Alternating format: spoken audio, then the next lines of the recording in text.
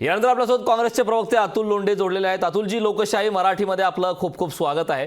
खरं तर सत्ताधारी पक्षाची जबाबदारी असते की ते कायद्याचं पालन करतील आणि जनतेला देखील कायद्याचं पालन करण्याचं आवाहन करतील। मात्र आता थेट सत्ताधारी आमदार म्हणतात की पोलीस माझं काहीही बिघडवू शकत नाही। याचा नेमका अर्थ काय घ्यायचा?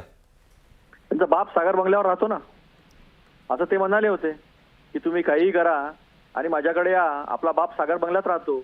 म्हणजे गुंडांचं राज्य आलेलं आहे महाराष्ट्रामध्ये असं स्पष्टपणे दिसत आहे। भाजपचे आमदार पोलीस स्टेशनमध्ये जाऊन गोळ्या चालवतात। काय ऍक्शन घेतली भाजपनी? काय आदर्श ठेवला आदर्श गृहमंत्र्यांनी? अजूनपर्यंत त्या गायकवाडांवर कुठलीही कारवाई भाजपनी केलेली नाही। म्हणजे सूट कुठून तरी ज्यांचं जे राखणदार जे आहे ते शेत खात आहेत, अशा परिस्थिती जी आहे ती महाराष्ट्रामध्ये निर्माण झालेली आहे।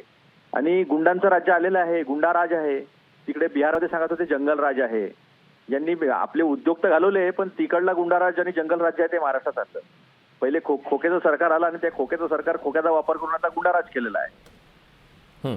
त्यामुळे आता दाद मागायची कोणाकडे? तर दाद आम्ही जनतेत जाऊन मागणार, जनता यांना बरखास्त करणार। यांच्या विरुद्ध बोलणाऱ्यांच्या कारा फोडल्या जातात, एखादा शब्द बाहेर काढला तर कारा फोडल्या जातात आणि पोलीस ती बघायची भूमिका घेत असतात। पत्रकार निखिल वागळे म्हणाले की पोलीस त्याच्यामध्ये इन्व्हॉल्ड होते। असं महाराष्ट्रामध्ये कधी झालेलं नाही आहे।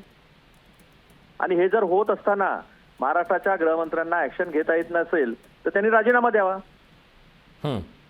नक्कीच नक्कीच अतुलजी, खूप खूप धन्यवाद लोकशाही मराठीशी संवाद साधला त्याबद्दल।